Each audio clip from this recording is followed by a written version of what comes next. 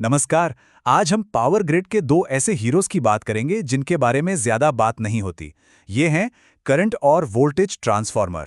तो चलिए सीधे एक सवाल से शुरू करते हैं। सोचिए, एक बड़ी सी ट्रांसमिशन लाइन है और उसमें से 6000 एम्पियर का जबरदस्त करंट बह रहा है। अब अगर इसे नापना हो तो कैसे नापेंगे? देखिए, कोई नॉर्मल मीटर तो लगा नहीं सकते।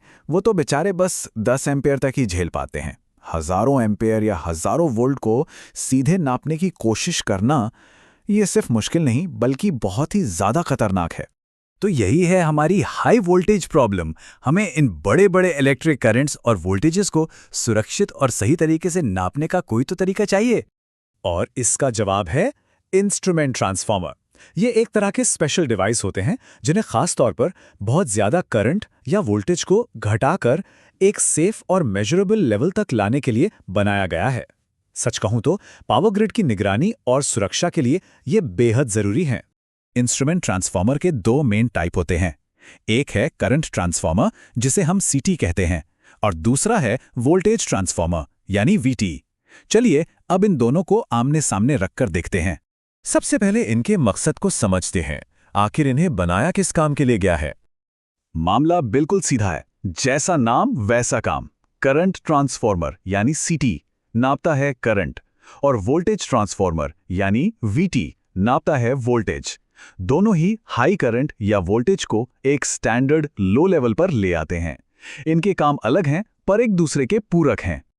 और यहाँ कहानी थोड़ी और दिलचस्प हो जाती है। भले ही ये अलग अलग चीजें नापते हैं, पर इनकी रीडिंग का इस्तेमाल दो बहुत ही जरूरी कामों के लिए होता है। पहला मीटरिंग, जिससे बिजली का बिल बनता है, और दूसरा प्रोटेक्शन, मतलब सिस्टम में कोई गड़बड़ी होने पर सेफ्टी डिवाइस को चालू करना। और ये स्लाइड दिखाती है कि ये कितना जबरदस्त काम करते हैं। एक सीटी हजारों एम्पियर के करंट को सिर्फ 1 या 5 एम्पियर पर ले आता है, और एक वीटी हजारों वोल्ट को घटाकर लगभग 110 वोल्ट कर देता है। एक ऐसा लेवल जिसे हमारे स्टैंडर्ड मीटर बड़े आराम से संभाल सकते हैं। तो अब हम ये तो जान गए कि ये करते क्या हैं। अब ये देखते हैं कि इन्हें किसी सबस्टेशन में असल में जोड़ा कैसे जाता है। ये एक और बहुत बड़ा फर्क है। सीटी को जोड़ा जाता है सीरीज में, मतलब सीधा उस तार के रास्ते में ही लगा देते हैं जिसमें से करंट जा रहा है। वहीं दूसरी तरफ वीटी को लगाते हैं पैरेलल में, यानी मेन लाइन और जमीन के बीच में। तो अगर कभी किसी सबस्टेशन में सीटी को पहचानना हो तो कैसे पहचानेंगे? बस ये देखिए कि क्या मेन पावर लाइन एक तरफ से अंदर आकर दूसरी तरफ से बाहर निकल रही है। क्योंकि ये मेन सर्किट का ही हिस्सा होता है, इसीलिए इसे कभी-कभी सीरीज ट्रांसफार्मर भी कह देते हैं। और वीटी का क्या? उसके लिए बस एक सिंगल कनेक्शन देखिए, जो मेन पावर लाइन से नीचे की तरफ आ रहा हो। ये मेन सर्किट के रास्ते में नहीं होता। ये तो बस लाइन और जमीन के बीच का पोटेंशियल डिफरेंस नापता है। चलिए अब ये देखते हैं कि कनेक्शन में ये जो फर्क है वो इनकी अंदर की बनावट को कैसे तय करता है। एक सीटी का डिजाइन तो बहुत ही सरल और शानदार है। जानते क्या? इसमें पावर लाइन खुद ही प्राइमरी वाइंडिंग का काम करती है। जी हां, कोई अलग से प्राइमरी वाइंडिंग होती ही नहीं है। दूसरी तरफ एक वीटी, वो बिल्कुल एक पारंपरिक ट्रांसफार्मर की तरह बना होता है। उसकी अपनी अलग से एक हाई वोल्टेज प्राइमरी वाइंडिंग होती है। सोर्स मटेरियल का ये कोट इस बात को बिल्कुल साफ कर देता है, करंट ट्रांसफार्मर के मामले में कोई समर्पित प्राइमरी वाइंडिंग नहीं होती है।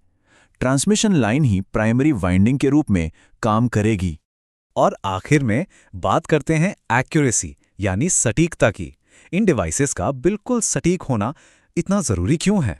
इंटरनेशनल इलेक्ट्रोटेक्निकल कमीशन यानी आईईसी ने मीटरिंग और प्रोटेक्शन दोनों के लिए बहुत सख्त एक्यूरेसी क्लास बनाए हैं। मीटरिंग में सटीकता इसलिए जरूरी है ताकि बिलिंग सही हो, और प्रोटेक्शन में इसलिए ताकि कोई भी फॉल्ट जल्दी और सही तरीके से पकड़ा जाए और सिस्टम सुरक्षित रहे।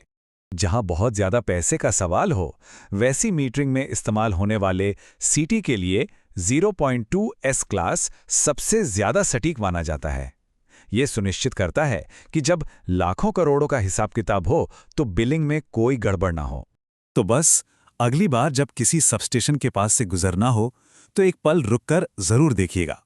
क्या अब सीटी और वीटी के बीच का फर्क पहचाना जा सकता है?